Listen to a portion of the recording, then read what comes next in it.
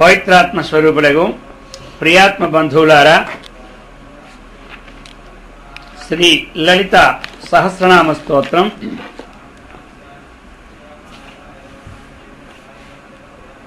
ఓడ్యానపీఠ నిలయా బిందు మండలవాసిని రహోయగక్రమారాధ్యా రహస్తర్పణ తర్పితాం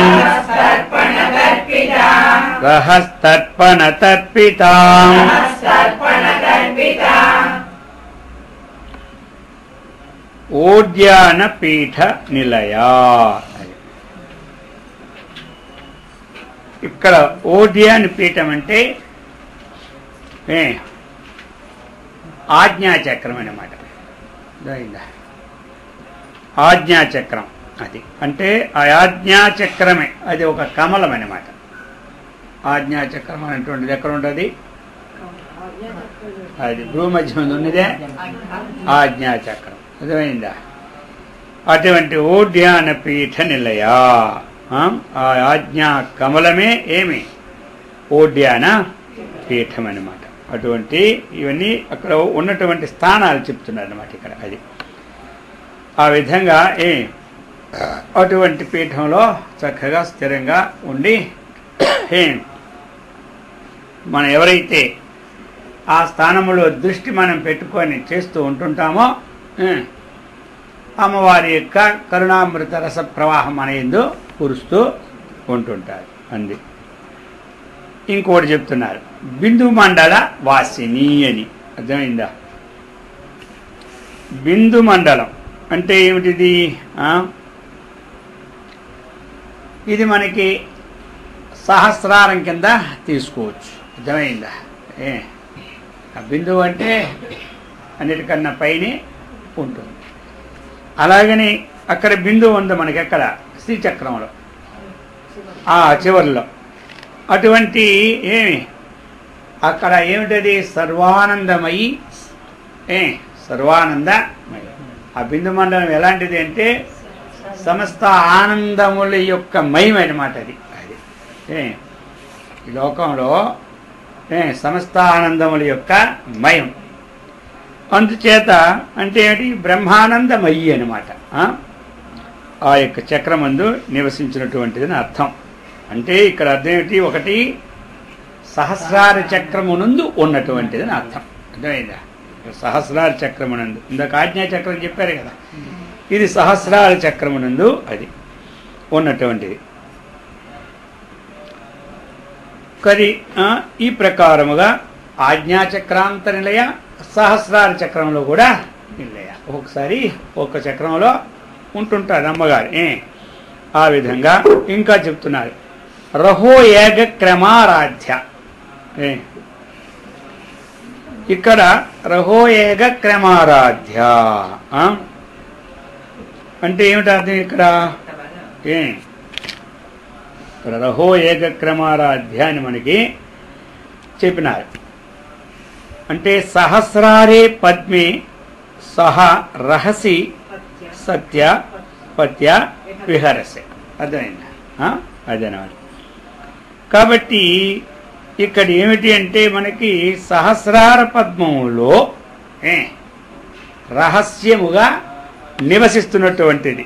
అంటే ఏమిటి? ఇక్కడ మనకి బాహ్య పూజ కాదు. ఇక్కడ అమ్మవారిని మనం తెలుసుకోవాలి అంటే ఆంతర పూజ, అదే అన్నమాట. ఇక్కడ మనకి ఆంతర పూజ విధానం చేత ఆరాధింపబడినటువంటి అందుకని చెప్తున్నారన్నమాట. ఈ విధంగా అందులో ఇంకా కూడా మనకి ఇంకా ఏమిటి? ఇంకా రెండవ అర్థం ఇచ్చారంటే ఇక్కడ మనకి చైతన్యాగ్ని.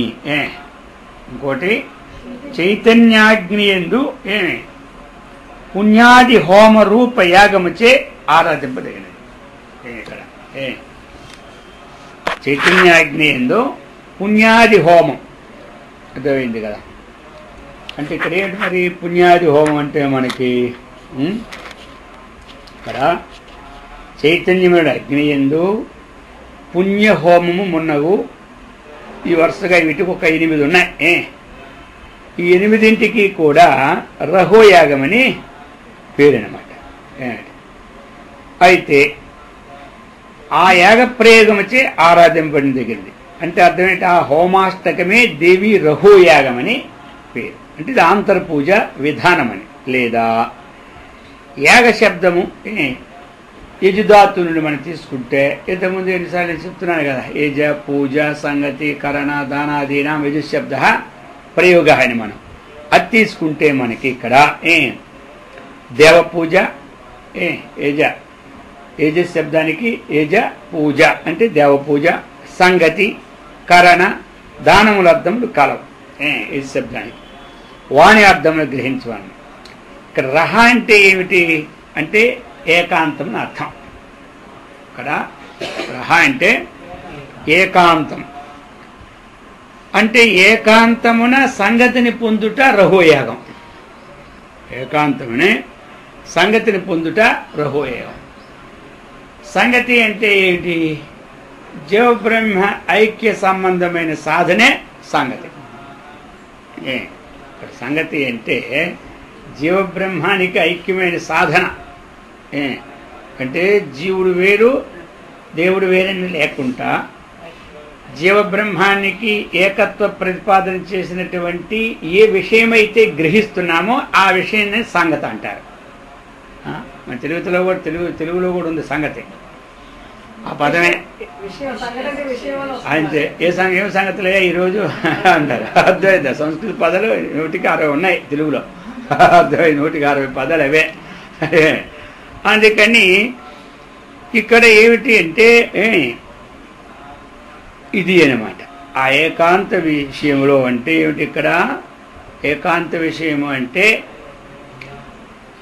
ఈ యొక్క బాహ్య విషయ సంబంధం లేకుండా ఆంతర సంబంధమైనటువంటి జీవ పరమాత్మ యాగానికి ఈ ఐక్యానికి సంబంధమైనటువంటి ఏ విషయం అయితే ఉందో అటువంటి రహోయేగా దానికి కూడా ఏకత్వ ప్రతిపాదన. జీవబ్రహ్మానికి ఏకత్వ ప్రతిపాదన, జీవబ్రహ్మ ఐక్య విషయం నందు విచారణ. అది ఇక సంగతి అంటే ఆత్మతత్వజ్ఞాన సంబంధమైనటువంటి విచారణ. అది అయితే ఆత్మ తత్వార్థ జ్ఞాన విచారణ సంగతి అక్కడ.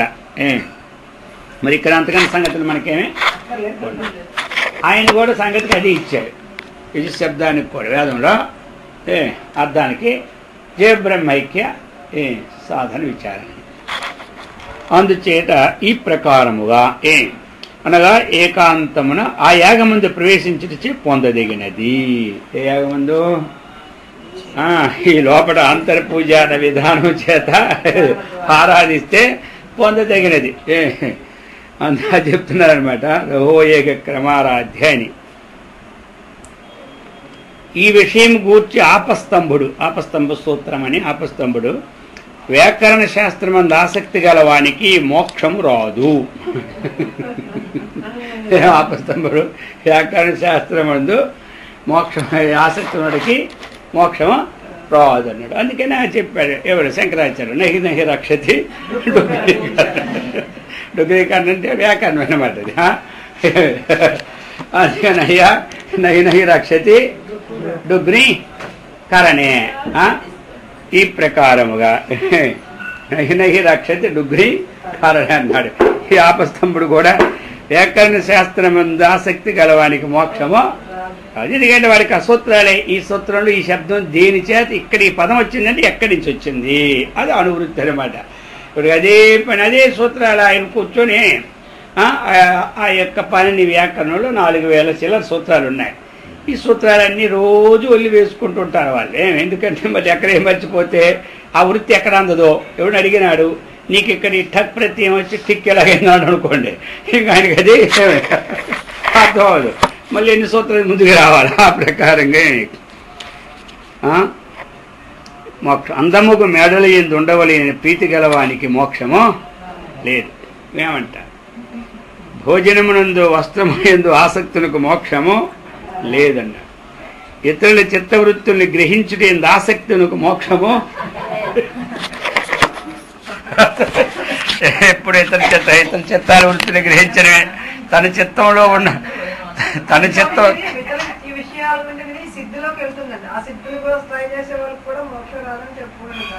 అవును, అదే అందుకే మరి చెప్తున్నాడు ఆ సిద్ధిని కూడా రావు, అటు కూడా మోక్షం రాదనమాట. అర్థమైందా? ఇప్పుడు మరి అందులో అన్నీ అవే కదా ఇంతకుముందు మనకు వచ్చినాయి. ఇందులో మొత్తం ఏది కైల్యపాదముల అవే అందులో చెప్పాడు కదా. ఇంకా అందులో ఒక సూత్రం ఇచ్చాడు, అకుశీధుడు అనమాట. ఈ కుశీధుడికి మోక్షం రాదు. కుశీధుడు అంటే బాక్యంలో ఏంటంటే తాకత్తు పెట్టి డబ్బు తెచ్చుకుంటాడు, వడ్డీ వ్యాపారం చేసి కుశీధుడు అంటారనమాట. అర్థమైందా? మరి ఇందులో కుశీధుడు ఎలాగంటే ఒకవేళ వీరి ప్రకృతి పురుష కొంత కలిగినా మళ్ళీ ఎక్కడో యనిమా సిద్ధుల కోసం ప్రయత్నం చేయడము అది ఇది చేస్తుడు వీడు కుశీధుడట. అందుకని అకుశీధుడు కావాలి కానీ కుశీధుడికి ఏమి తత్వము పట్టదనేసినాడు. ఆయన అకుశీధుడి కావాలన్నాడు. ఎదుగు అందుకు చెప్పినాడు, చిత్తవృత్తుల్ని గ్రహించుట ఎందు ఆసక్తునకు మోక్షము లేదు. ఏ వస్తువునందును ప్రేమ లేక ఏకాంతవాసి దృఢముగా ఆదరము కలిగి నిత్యము ఏ ప్రాణికి హింస చేయక చక్కగా జీవేశ్వర సంగతి ఎందు ఆసక్తునకు మోక్షము కలుగురు. అర్థమైంది అని చెప్పాను. ఎవడు? ఆపస్తంభుడు. అంటే ఆయన మొట్టమొదటి తీసుకుంది ఏకాంతాన్ని తీసుకున్నాడు, తర్వాత అలా ఇవన్నీ కూడా తీసుకొచ్చాడు. దీనిచే ఏకాంతమందు జీవేశ సంగతిని చేసిన వానికి మోక్షము కలుగును. అదే కదా సంగతి కంటే అర్థం ఇది ఇచ్చినాడు అనమాట. జీవేశ్వరుడు యొక్క సంగతి జీవుడెవడు దేవుడు. దానికే సాయంకాలం ఈ మధ్యన 4 రోజులు ఆ జీవుడికి ఆ చైతన్యానికి ఉంది అదే జరిగిపోయింది సాయంకాలం. ఇక్కడ మరేవుడు మరి లోపట ఎవడున్నాడు? జీవుడు ఎక్కడున్నాడు? చిత్తము జడం. దీనికి ఏది పరిణామమే లేదు. అర్థమైందా? చైతన్యం అపరిణామం అయిపోయాయి. ఈ రెండింటికి ఎప్పుడు వచ్చింది అర్థం అవదు. ఏ సమయంలో వచ్చింది? ఇప్పుడు చైతన్యాన్ని అపరిణామి, అదేమో కదలదు మెదలదు. చిత్తమేమో మట్టిపేటలాడిది. ఇది రాయ రాయి కదులుతుంది కాదు. ఇక్కడ విగ్రహాన్ని ప్రతిష్ఠ చేసాం దేవాలయం శివలింగాన్ని, ఎన్ని సంవత్సరాలు కదులుతుంది? ఈ చిత్తం అలాంటిది. అదేమో అది. అందుకని ఆ చిత్తంలో దాని యొక్క ప్రతిబింబం పడింది. అది పడించేది దీనికి కదలిక వచ్చింది. కదలిక వచ్చి నేను అనుకుంటుంది ఎవరు? చిత్తం. ఏ సమయంలో అయితే చిత్తంలో ప్రతిబింబం పడిందో ఆ టైం నుంచి అహం వృత్తి ప్రారంభమైంది. అహం వృత్తి అప్పుడే ప్రారంభం. చిత్తంలో ప్రతిబింబం ఎప్పుడు పడిందో పడేసరికి దానికి అహం వృత్తి సంబంధం వచ్చింది. ఏమంట? అంతకుముందు దానికి ఏమీ లేదు, దీనికి ఏమి లేదు. ఇది ఎప్పుడు దీనికి ఎప్పుడు లేదు. ఏం పడింది అంటే దీని యొక్క ప్రతిబింబం చిత్తంలో పడింది. అప్పుడు కదిలింది అనమాట. ఏది కదిలింది? చిత్తం. అది ఇప్పుడు కదిలిన చిత్తం ఏమనుకుంటుంది అంటే అర్థమైందా? ఒక మేనేజర్ ఫ్యాక్టరీ ఇస్తే నాదే అనుకుంటాడే ఎవడు మేనేజర్ అలాగుంటుంది అనమాట. కొంతమంది మేనేజర్గానే పని చేసుకుంటారు, కొంతమంది ఫ్యాక్టరీ ఓనర్గా భావించుకొని నేనే ఓనర్ అంటాడు. అర్థమైందా? వాడు మేనేజర్గా ఉంటే గొడవలే, వాడు ఓనర్గా ప్రవర్తించినప్పుడే అన్ని తగులు వస్తాయి. అర్థమైంది? ఆ ప్రకారంగా ఇప్పుడు ఈ చిత్తం ఏమిటంటే నేనే ఈ సకల అర్థాలకి కూడా సంబంధం. ఎందుకంటే ద్రష్ట దృశ్య ఉపరక్తం చిత్తం సర్వార్థం అన్నాడు. ఎందైందా? అది ఎక్కడైందంటే ద్రష్టతోని ఉపరక్తమైంది, దృశ్యంతో ఉపరక్తమైంది. ఏమిటి? చిత్తం. దృశ్యం అన్నట్టు దానితోనే ఉపరక్తమైంది, ద్రష్టతోనే ఉపరక్తమైంది. ఇప్పుడు సర్వార్థాన్ని గ్రహించింది. ఇప్పుడు నేనే అనుకుంటుంది. అర్థమైందా? అది ఈ సంగతి తేల్చుకుంటే మోక్షం అన్నమాట. అర్థమైందా? ఈ సంగతి ఎప్పుడు తెలిసిపోయిందో అప్పుడేమైపోయింది? మోక్షం అయిపోయింది. ఈ సంగతులు ఎన్నాళ్ళు తెలుసుకున్నా బంధమే. అర్థమైందా? ఆ సంగతి ఏదో తెలుసుకుంటుంటే రోజు మోక్షం. అంతే. ఏ పెద్ద పని ఏముంది? ఈ సంగతులకి టైం ఇచ్చేది 4-10 గంటలు, ఆ సంగతి టైం ఇచ్చేది పావు గంట. అందుకని ఎప్పుడైతే చిత్తానికి ఇది తెలుస్తుంది, ఈ సంగతి ఏ సంగతి, నేను జడము, దాని ప్రతిబింబం చేత నేనేమో కదులుతున్నాను అని సంగతి దీనికి బోధపడితే ఆ క్షణం నుంచి వివేక నిమ్నం ప్రాగ్భారం కైవల్యం అన్నాడు. ఆ వివేకమైనటువంటి ప్రవాహం పుట్టి అది పుట్టి దానికి అంతం ఎంతవరకు ఉందో అంతవరకు అది పోతుంది. అలాగే అంతే. ఇది అక్కడి నుంచి దానికి తెలిసిపోయింది. ఎంతవరకు తెలియలే. అర్థమైందా?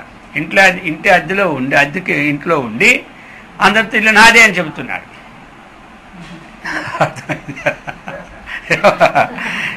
ఇది అనమాట. ఇప్పుడు నాదే అంటే తగు వస్తాడు. ఈ పక్క వాడి తగవే వాడి ఇది లేదా, ఇది తాద్దా, నీ సంగతి తెలుస్తా, ఇంటి వాడితో చెప్తే నీకు కొద్దిగా మొదలెడతాడు అక్కడి నుండి. అర్థమైందా? ఇది ఇంట్లో అద్దుకున్నాను కాబట్టి అని భావం మీరు స్థిరమైకుంటే ఇది గొడవలే. అర్థమైందా? అలాగనమాట. దాని ప్రతిబింబం చేత నేను ఉంటున్నాను అన్నటువంటి దీనికి స్పష్టంగా గోచరించిందా? ఇక అక్కడి నుంచి ప్రతిబంధక వృత్తిలో పాల్గొన్నదనమాట.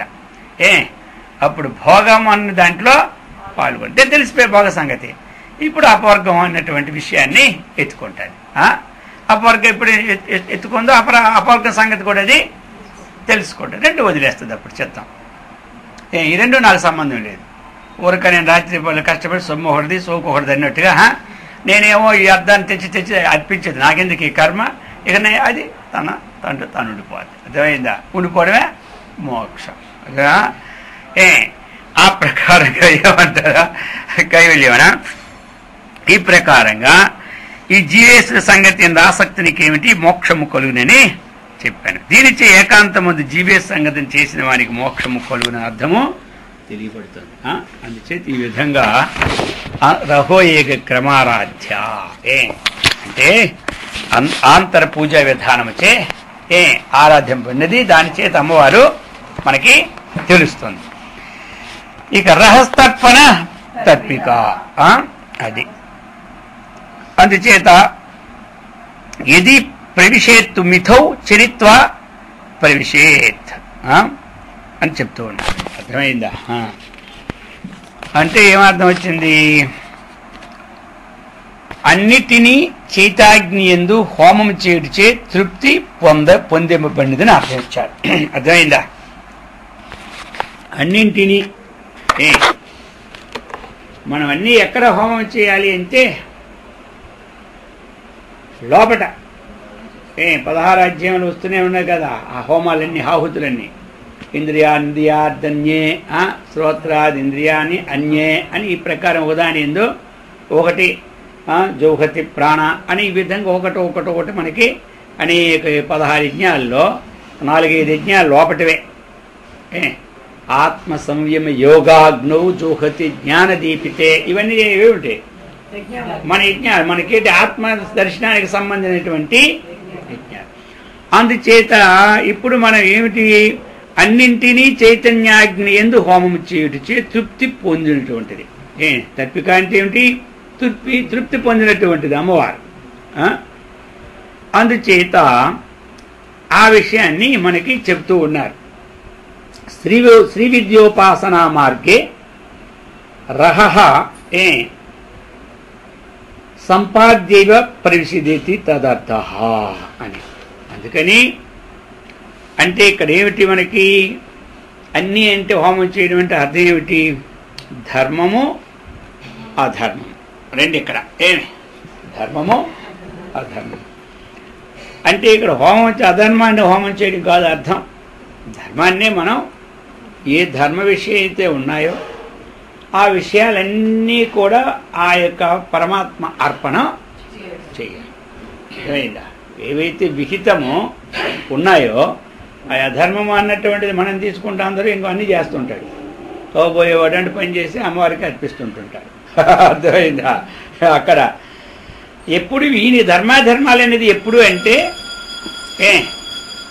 చిత్తం అన్నటువంటిది విషయ నివృత్తి అయిపోయిందా అటువంటి వారి ధర్మాధర్మాతీతుడు. చిత్తము ఎప్పుడైతే భోగాప వర్గాలకి రెండిటికి వదిలేసిందో ఆ తర్వాత ఆయన కార్యాలన్నీ ధర్మకార్యం కానీ ఆయనకి తెలియదు జరగదు అధర్మ కార్యం. అర్థమైంది కదా.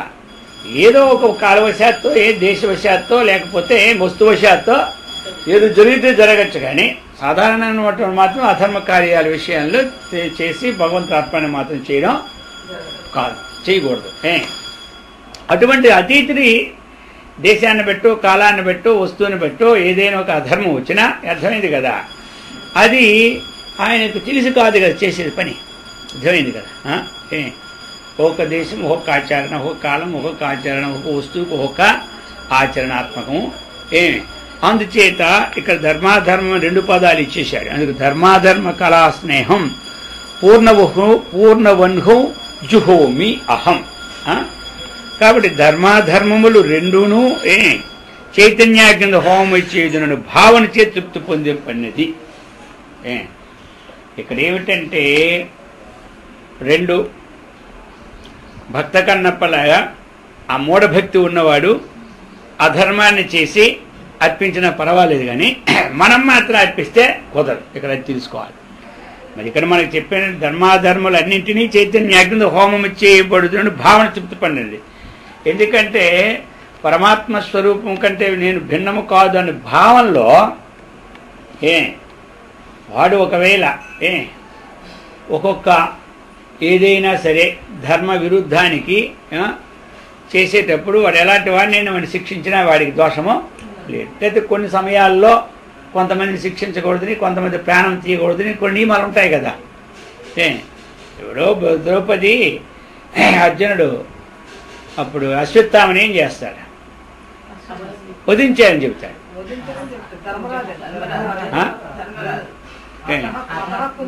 అది కాదు, అశ్వత్థామ 5 పంచపాండవుల్ని అర్ధరాత్రి చంపేస్తాడు కదా. మర్నాడు ఆయన పట్టుకొచ్చిన తర్వాత ఆయనకేమో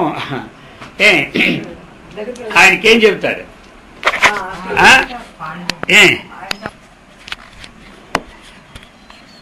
బ్రాహ్మణం నహంతవ్య అని ఉంది వాక్యం. అది అందుకని ఆత్మజ్ఞాని ఏదైనా అలాంటిది ప్రవృత్తి వచ్చినా ఆయన ధర్మాధర్మానికి అతీతులు. ఎందుకంటే ధర్మ పుణ్యాన్ని ఆశించలేదు, పాపాన్ని ఆశించలేదు. అది కానీ మామూలు అందరూ కూడా ఇప్పుడు ఆయన ఉన్నాడు కన్నప్ప, అది భక్తి రసామృతంలో అధర్మ ప్రవృత్తి చేసి పరమేశ్వరార్పణ చేసినాడు. అర్థమైందా? అందరూ చేస్తే అది కొన్ని దగ్గర లేదు పడతారు, లేకపోతే ఈ ముక్క పడుకుని అందరూ ఆయన చేసిన దగ్గర మనం చేయగలమా? ఆయన నేత్రాల్ని తీసినాడు, ధర్మ ప్రవృత్తిగా అది చేశాడు. ఎందుకంటే ఎదుటివాడి బాధని మనం కమ్మి చేయాలని, అంతవరకు ఓకే అంటారు. అది మనం చేస్తామేంటి. అందుకని సరే, కాబట్టి మనం చేసినటువంటిది యత్కరోషి యదస్నాసి యజ్జుహోది యత్ పశ్యసి కౌంతేయ యత్కరోషి అన్నాడు. ఇక్కడ నువ్వేం చేస్తున్నావు అన్నాడు. ఏం చేస్తున్నావు అంటే ఏం తీసుకోవాలి, ఇప్పుడు ఏదేం చేస్తాడు అక్కడ అలాగనమాట. ఇక్కడ యదస్నాసి నువ్వేం తింటావు అది అన్నాడు. మాంసం తిన్నా కూడా పరమేశ్వర అర్పణ చెప్పమంటే ఎలా గుర్తుంది. గొర్రెని కోసుకోవాలి అదే ఇప్పుడు. అవును, అందుకని మనకి అంత ఎడదీసులు చాయలేదు, మనం అటువంటి జోలికి పోమని. కానీ ఒకసారి ఎత్కరోషి అన్నాడు, ఏం చేసినా పరమేశ్వరార్పణ చెప్పాడయ్యా కూడా వాడిని అంటాడు, పరమేశ్వరార్పణ అంటాడు. అది కుదరదా? అందుకని సరే, ధర్మాధర్మాలన్నిటినీ చైతన్యాగ్ని ఏందేమిటి హోమం భావన చేసి తృప్తి పొందబడినది. ఇంకా రెండవది ఏమిటి, ఇక్కడ పృథివీతత్వం మొదలుకొని ఈశ్వరుని వరకు గల సమస్తమును హోమము చేయుదునను భావన చే తృప్తి పొందబడినది. రహస్తర్పణ తర్పిక అనేది అర్థము. ఒకటి, ధర్మాధర్మాలన్నింటినీ కూడా ఆ చైతన్య అగ్ని ఎందు హోమం, అదే అనమాట. అంటే ఏమిటి, ఆత్మార్పణం. హోమం అంటే అక్కడ ఏంటి, కట్ల నూనె వాడ ఏముండదు, అర్థమైంది కదా. అది ఇంకోటి ఏంటి, పృథివీతత్వం మొదలుకొని ఈశ్వరుని వరకు అంతవరకు కొన్ని సమస్త ప్రపంచమును హోమం చేయుదునను భావన అంటే ఏమిటి, ఇక్కడ ఈ 2 పృథివీతత్వం మొదలు అంటే ఏమిటి, పుట్టడం అక్కడి నుంచి కిందకే వచ్చింది. కాబట్టి ఇదంతా కూడా పరబ్రహ్మము కంటే భిన్నము కాదు. పిపీలికాది బ్రహ్మ పర్యంతము వ్యాపకమైనటువంటి చైతన్యము పరబ్రహ్మము కంటే భిన్నము కాదని భావన చేయడమే అక్కడ హోమం. అది ఇక్కడ హృదయతత్వం మొదలు ఈశ్వరుని వరకు, అక్కడికి మాయోపాధితో కూడినటువంటి ఈశ్వరుని వరకు. అంతే కదా, ఇప్పుడు సృష్టించింది లాస్ట్ ఇక్కడ పృథ్వీతత్వం. మనకి ఈ పంచతత్వాల్లో పృథ్వీతత్వం లాస్ట్ వచ్చింది అక్కడికి. అంతవరకు కొరిగని విచారణాత్మకంతో ఉన్నటువంటిదని మనకి అర్థం అన్నమాట. అది ఈ విధంగా చక్కగా చెప్తున్నాయన్నమాట. ఇప్పుడు మామూలుగా మనం ఏం చేస్తాము, సృక్కును పట్టుకొని ధర్మము అధర్మము కళా స్నేహం అనే ద్రవ్యములు చైతన్యాగ్ని హోమం చేయుచున్నానని ఈ ఒక మంత్రానికి అర్థం ఇచ్చాడు. అది భావించుట ఆ విధంగా రహస్తర్పణము అని అన్నారు కదా ఇక్కడ మనకి. కట్టెలు అక్కర్లేకుండగానే లోపల ఎల్లప్పుడూ ప్రకాశించినది.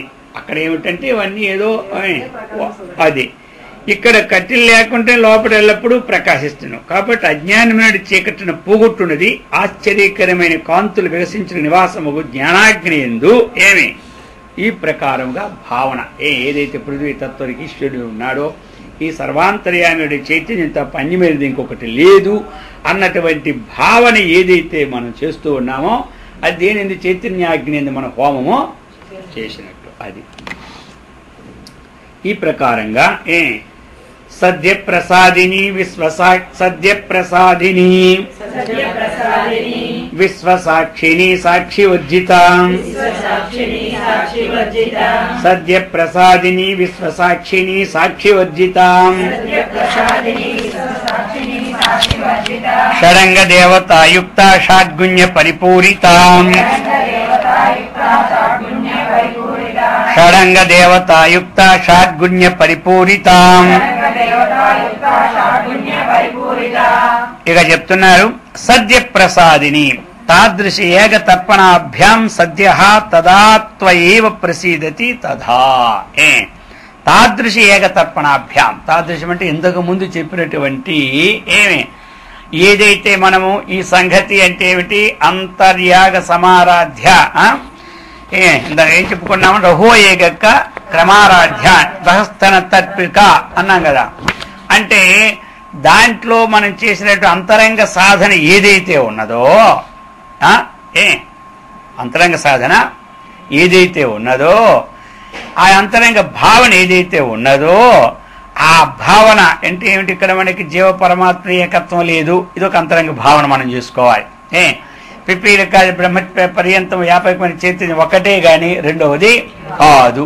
ఏదైతే మనకి పృథ్వీలో ఉన్నదో మట్టి, ఈ మట్టికి ఆధారం ఏమిటో, జగత్ సృష్టికి మాయోపాధిగా తెలుసుకో ఉన్నాడో ఈశ్వరుడు, ఆ చైతన్యానికి కూడా ఆధారము అదే. పృథ్వీతత్వం మొదలుకొని ఈశ్వరుడు వరకు ఉన్నటువంటి ఏ తత్వం అవుతుందో ఆ తత్వము భిన్నమేమీ కాదు, అది ఒక్కటే అన్నటువంటి భావన విశేషణ ఆరాధన ఏదైతుందో అది తాదృశి ఏక తర్పణాభ్యాం.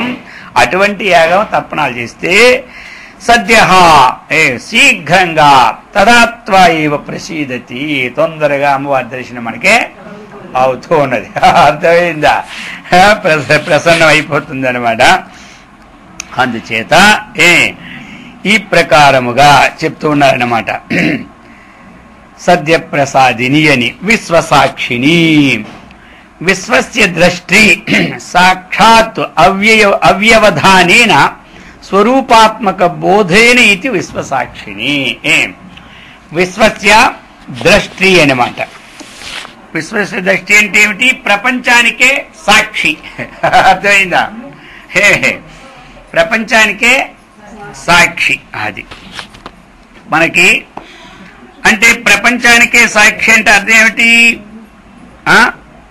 ప్రపంచానికే సాక్షిగా ఉన్నది ఎవరు? మన ఒకరికే కాదు, మొత్తం చరాచరాత్మక ప్రపంచం అంతటికి సాక్షి అన్నమాట. అందుచేతనే మనకి విశ్వసాక్షిణి అని పేరు వచ్చింది. అంటే ఇక్కడ అర్థం మరి ఇంకేమిటి, మనం కూడా విశ్వసాక్షిణ్యమే. మనమందరమా విశ్వసాక్షి. ఎందుకు? ఇప్పుడు మనం అందరం విశ్వసాక్షులు అవునా కాదా? ఎట్లాగైనా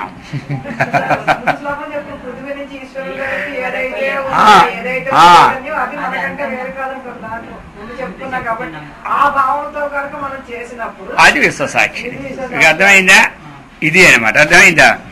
ఇప్పుడు ఈ జగత్తంతి తన స్వరూపంగానే ఎవడైతే తెలుసుకుంటూ ఉన్నాడో తెలుసుకుంటూ తనను తానే చూసుకుంటున్నాడు. ఈ ప్రపంచమంతా ఒక్కటే తెలుసుకుని తన తానే చూసుకుంటున్నాడు. ఇదేమినాడు విశ్వసాక్షి. అందుకే అమ్మవారు ఏం చేసి జగత్తమంతయు ఏదైతే వ్యాపకమై ఉన్నదో ఆ వ్యాపకమైన చైతన్యము వాడనమాట. కాబట్టి జగత్తులో ఏ పని జరిగినా వారికి తెలియకుండా అవదు. అంటే ఆ చైతన్యానికి తెలియకుండా. ఇక్కడ అమ్మవారిని మనం తీసుకున్నాం కాబట్టి అమ్మవారికి తెలియకుండా అని మనం చెప్పుకోవాలి. అర్థమైందా? తెలియకుంటే ఏ పని కాదు. అందుకని సాక్షి. తెలిసిందంటే ఎవరు? సాక్షి. తెలియకపోతే సాక్షి లేడు. నీకు ఆ పని తెలిసినా తెలియదు, నువ్వు పో అంటాడు కోర్టుడు. నీకు తెలియదు, నువ్వు ఎందుకు వచ్చినావు సాక్షిగా? నేను నాకు తెలిసినంటే ఎవడో తెలిసిన ఈ పని వాళ్ళిద్దరు అనుకున్నాడు ఎవడున్నాడు వాడిని బొట్టురా. ఇదంతా నేనైతే అటు ఇటు చూశాను కానీ నాకు ఆ సంగతి తెలియదు అన్నాడు. నువ్వు పొమ్మంటాడు. అదే అలా కాదు. ప్రతి చీటి అంతా విషయం కూడా అమ్మవారికి తెలుసు. అది సరే. ఇప్పుడు సాక్షి వర్జిత. అర్థమైందా? సాక్షి సాక్షాత్ ద్రష్టరి సంజ్ఞాయ సర్వసాక్షిణ్యా సాక్షి అంతర అయోగాత్ సాక్ష్యవర్జిత. ఇప్పుడు ఈ సాక్షికి ఇంకొక సాక్షి లేదనమాట. అర్థమైంది? మళ్ళీ కోర్టులో వేయడానికి లేదు. ఇక్కడ సాక్ష్యాలు సరి కుదరకపోతే మళ్ళీ ఎక్కడికి వెళ్తాం మనం? సుప్రీంకోర్టుకి పోతాం. హైకోర్టుకు తీరకపోతే సుప్రీంకోర్టుకి వెళ్ళి సాధించుకొస్తాం. ఎందుకంటే ఈ సాక్షులు చెప్పింది అబద్ధము అనేది అక్కడ మళ్ళీ తీర్మానం చేస్తాడు. అర్థమైందా? ఈ కోర్టులో ఈ సాక్షుల వల్ల ఇచ్చాడు. మరి అక్కడ ఏం చేస్తాడు? అక్కడికి ఈ సాక్షులు చెప్పింది సత్యము కాదు. ఎందుకు అంటే ఆ రూమర్లని వాడు చూపెడతాడు. మరి మనకెందుకు గొడవ? ఆ ప్రకారంగా ఏది ఇక్కడేమో ఇంకా ఇక ఈ అమ్మగారికి ఇంక వేరొక సాక్షి లేదు కాబట్టి సాక్షి వర్జిత అన్నమాట. అర్థమైందా? సాక్షాత్తుగా చూచువాడి అర్థమందు ఇది సంజ్ఞ అయినప్పుడు సాక్షి శబ్దం నిన్ప్రత్యయం కలిగి సాక్షిని అనే శబ్దం సిద్ధించును. కాబట్టి సర్వసాక్షికి వేరొక సాక్షి ఉండుట మాత్రం యుక్తమో కాదు. కావున అన్నిటికీ ద్రష్ట ఎవరు? సాక్షి స్వరూపురాలు అమ్మవారు. ఈ అమ్మగారికి ఇంకొక సాక్షి అది అన్నమాట. సాక్షి వర్జిత. ఇంకా ఏమిటి? షడంగ దేవత యుక్త. అది షడంగ దేవత యుక్త అంటే ఏమిటి? 6 అంగదేవతలతో కూడినది అర్థం. షడంగ దేవత యుక్త. షట్ అంటే 6 అంగములు అంటే అంగదేవతలతో కూడినది అర్థం. అంటే ఏమిటి ఇక్కడ 6 అంగదేవతలు అంటే? షట్ అవయవ కాని అంగాని హృదయ శిర శిఖ నేత్ర కవచ అస్త్రాని తేషాం దేవతాభి శక్తిభి యుక్త. అది ఏమిటంటే ఇక్కడ ఒకటి హృదయం. మరి అంగన్యాసాల కథ మనం చేస్తామా లేదా? అవేంటి మరి అంగాలంటే అవే కదా. ఇవి అవి వీటికి కరన్యాసం అంటాం. కర అంటే చెయ్యి అదనమాట. వాటికి హృదయాది అంగన్యాసాలు స్థానం. హృదయం ఒకటి, శిరస్సు ఒకటి, శిఖ ఒకటి, నేత్రములు ఒకటి, కవచం ఒకటి, అస్త్రం. అస్త్రాయి పట్టు అంటాం కదా అస్త్రం అంటే. అర్థమైందా? ఈ ప్రకారం వీటికి ఏమంగా ఇవన్నీ షడంగాలు. అది వీని దేవతలకు శక్తులతో చుట్టుకూడి ఉన్నది. వాటికి దేవతలు ఎక్కడెక్కడ ఉన్నారో ఆయా దేవతలు ఉంటారు. ఆ యొక్క శక్తులతో ఏమైంది? అమ్మవారు చుట్టుకొని అంటే వాటిని కలుసుకొని ఉన్నది. కాబట్టి షడంగావరణమునకు బహిర్భాగమందు క్రమముగా పరివార దేవతలు అర్చనము చేయవలను. కొంచెం చేస్తారు కదా. ఇప్పుడు నవావరణం పెడతాం. అక్కడ ఆ ఆవరణంలో ఏ శక్తులు ఉన్నాయో అవన్నీ పూజ. నవావరణం పెద్దగా వేస్తుంటాం కదా అప్పుడప్పుడు కుంకాల బొట్టులతో అన్నీ. ఆ ఆవరణలో ఏ శక్తులు ఉన్నాయి ఆ పూజలు. ఇప్పుడు శ్రీచక్రం ఉంది, ఆ శ్రీచక్రానికి ఆ ఆవరణ పూజ ఉంది. ఆవరణ పూజ ఉంది. ఆవరణ పూజ చేసేటప్పుడు ఆ బీజాక్షరంతో అక్కడ మనం పూజ చేస్తూ ఉంటుంటాం. అర్థమైందా? అక్కడ నిమ్మకాయ పెట్టడం, అవి పెట్టడం, ఏమి ఇక రోజు ఆవరణ పూజలు పెట్టుకుంటూ వద్దే. ఇక నిమ్మకాయలు ఎక్కడ చేస్తుంటాం, ఇప్పటికే ₹2 కాబట్టి చేసే కార్యక్రమంలో అవన్నీ ఇవన్నీ పూజలు, ఇది లేకపోతే అతిథులు అనేద్దాం. అదనమాట. ఈ ప్రకారంగా షడంగావరణమునకు బహిర్భాగమందు క్రమముగా పరివార దేవతల అర్చనము చేయవండి. అర్చనకు మొదట అంగావరణమే చెప్పబడినది.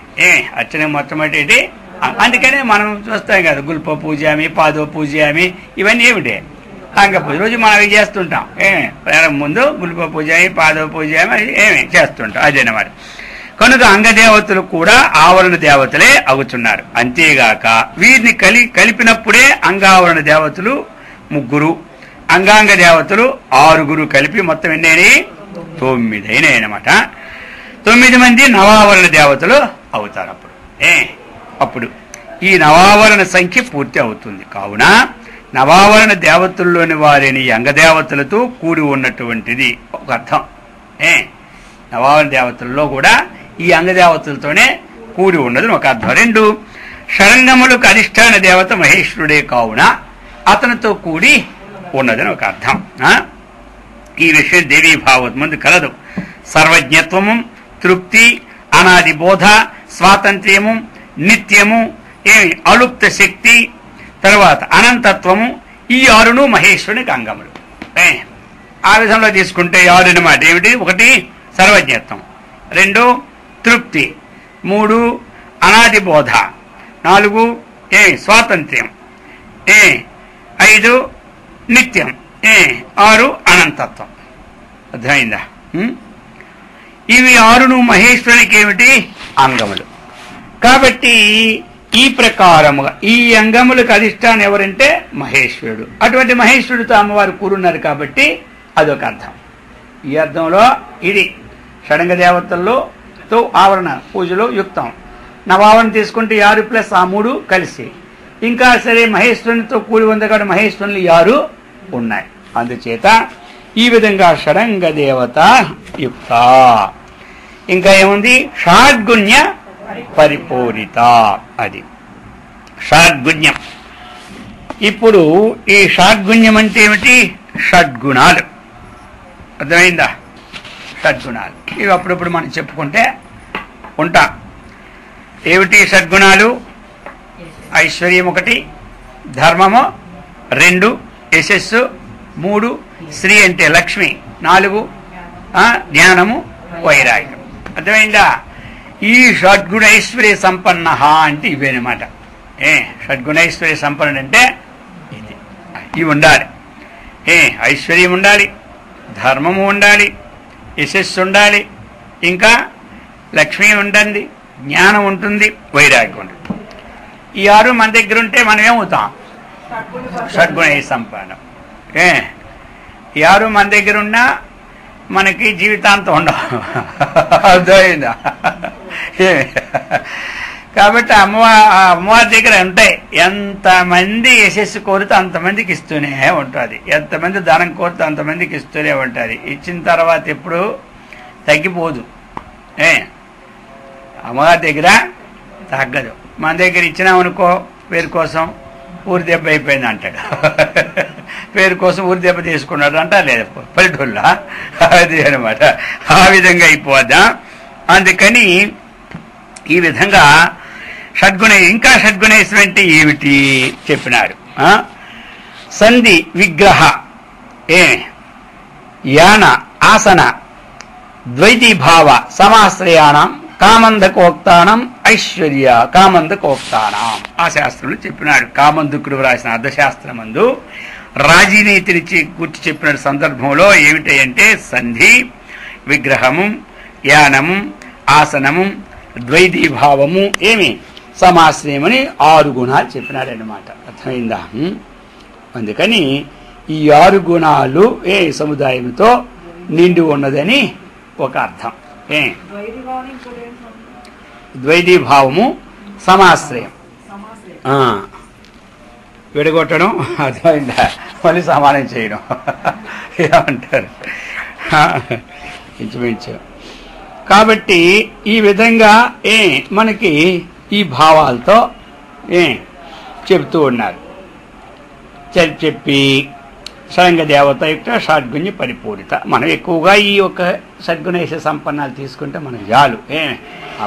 ఈ శాస్త్రంలో అర్థం చేసుకుంటే నిత్య క్లిన్న నిరుపమా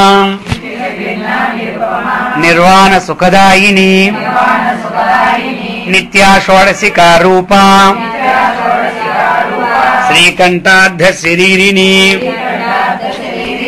నిత్య క్లిన్న నిరుపమా నిర్వాణ సుఖదాయిని నిత్యా షోడశికా రూపా శ్రీకంఠార్ధ శరీరిని. ఇక చెప్తున్నారు నిత్య క్లిన్న. మనకి నిత్య క్లిన్న, నిత్యం దయ క్లిన్న సార్ద్ర ఇది చెప్పారన్నమాట. తృతీయ తిథి నిత్య నిత్య క్లిన్నే త్యుచ్యతే. అంటే నిత్య క్లిన్న అంటే ఏమిటి? క్లిన్నం అంటే దయార్ద్ర హృదయము కలిగినది అన్నమాట. నిత్య క్లిన్నం అంటే దయార్ద్రమైనటువంటిది. ఆర్ద్రం అంటే ఏమిటి? తడుపడం అన్నమాట. ఆర్ద్రం అంటే తడపడం. ఏంటి? దయ అన్నటువంటి సముద్రంతో తడిపినటువంటిది దయ. ఎప్పుడు కూడా ఆ దయ ఎప్పుడు వచ్చిందో హృదయం అన్నటువంటిది ద్రవీకరణ ఆర్ద్రం అవుతుంది, కఠినంగా ఉండదు. ఆర్ద్రం ఎప్పుడు మెత్తగా ఉంటుంది. ఏమంటారు? రాయి ఎప్పుడు కఠినంగా ఉంటుంది, అలాగే దూదిలాగా ఉంటుంది ఆర్ద్రం అంటే. అంటే ఇక్కడేంటి? తడిపినటువంటిది ఇంకా మృదు, అదనమాట. అందుచేత నిత్యము దయార్ద్రం ఏంటంటే దయార్ద్ర స్వరూపురాలు. అర్థమైందా? ఎప్పుడు దయ, ఎప్పుడు అమ్మవారికి దయ ఎల్లప్పుడూ. అందుకే అమ్మ దయ ఉంటే అన్ని ఉన్నట్లే అది. ఇక ఈ తిథి నిత్యంలో మూడవ తిథి తృతీయ. ఆ తృతీయ కూడా నిత్య క్లిన్న అని ఒక అర్థం అనమాట. అర్థమైందా? ఆ తృతీయ తిథి ఉందే, ఆ తృతీయ తిథికి కూడా ఏమర్థం? నిత్య క్లిన్న అని దానికి అర్థం ఇస్తున్నాడు. అది మనకి ఈ విధంగా చెప్తున్నారు. ఇక ఇంకొక అర్థం ఏమి ఇచ్చారు మనకి? భోగమోక్షములను కలిగించున్నదియు త్రిపురియునగు నిత్యక్లిన్నని గూర్చి చెప్పేదనని గరుడు పురాణములు కూడా ఇచ్చాడు. నిత్యక్లిన్న అంటే భోగమోక్షాల్ని కలిగించినటువంటిది నిత్యక్లిన్న. తత్సంబంధం చెబుతానని గరుడు పురాణంలో చెప్పాడు. కాబట్టి నిత్యక్లిన్న అంటే అర్థం వచ్చింది భోగాన్ని కలుగు చేసినటువంటిది, మోక్షాన్ని కలుగు చే. అందుకనే భుక్తి ముక్తి ప్రదాయని అని పేరు పెట్టారు. అర్థమైందా? అది. అందుచేత ఇక్కడ మనకి ఒకటి ఏమిటి? దయార్ద్ర స్వరూపమైనటువంటిది. రెండు మనకి పాడ్యమి విద్య తదియ. ఆ తృతీయ తదియాకి కూడా నిత్యక్లిన్న అని ఒక పేరు. మూడవది భోగమోక్షాలని కలిగించినటువంటి శక్తి స్వరూపిణి కాబట్టి నిత్యక్లిన్న అని పేరు. అది నిత్యక్లిన్న నిరుపమా. నిరుపమా అంటే ఏమిటి? ఉపమానం లేనటువంటిది. ఉపమానం, ప్రతిదానికి ఉపమానం లోకంలో ఉంటుంది. ఉపమానం అంటే ఏమిటి? రెండవ దానితో పోల్చి చెప్పడమే ఉపమానం. అర్థమైందా? చంద్రుని వంటి ముఖము అంటే ఏమిటి? ఆ చంద్రునితో సమానం. అలాగా ఈ అమ్మవారికి, ఈ చైతన్య శక్తికి వేరేది ఇలా సమానంగా ఉంటుందని చెప్పడానికి లోకములు ఇంకొకటి లేదు. అర్థమైందా? తనకు సమానుడంటూ ఇంకొకడు లేడు. అంటే సమానత్వాన్ని లేదు. అంటే ఏమిటి? వేదములో ఇక సాదృశ్యమే లేదు. సమానమైన దృశ్యం ఉంటే కదా సాదృశ్యం. అటువంటి సాదృశ్యము ఇంకొకటి లేదు. సాదృశ్యమన్నా ఉపమానమన్నా ఒక్కటే అన్నమాట. అందుచేత ఇక దేంతో పోల్చి చూడడానికి లేదు. వస్తువుతో కానీ, దేశంతో కానీ, కాలంతో కానీ, ఎక్కడా ఏ ఒక్క విషయంలో కానీ అణువు నుండి బ్రహ్మ వరకు కూడా పుట్టిన చతుర్మ బ్రహ్మ వరకు ఇన్ని వస్తువులు ఉన్నాయి కదా, ఏ వస్తువైనా ఈ చైతన్యానికి సాదృశ్యం ఏది లేదు, సమానత్వం. అది ఇక నిరుపమ. నిర్వాణ సుఖదాయిని. అది నిర్వాణం. నిర్గతం వాణం శరీరం యస్మిన్ తత్ అశరీరం. ఏతద్భానమవష్టభ్యేతి శ్రుతో వేదాంతిభిః.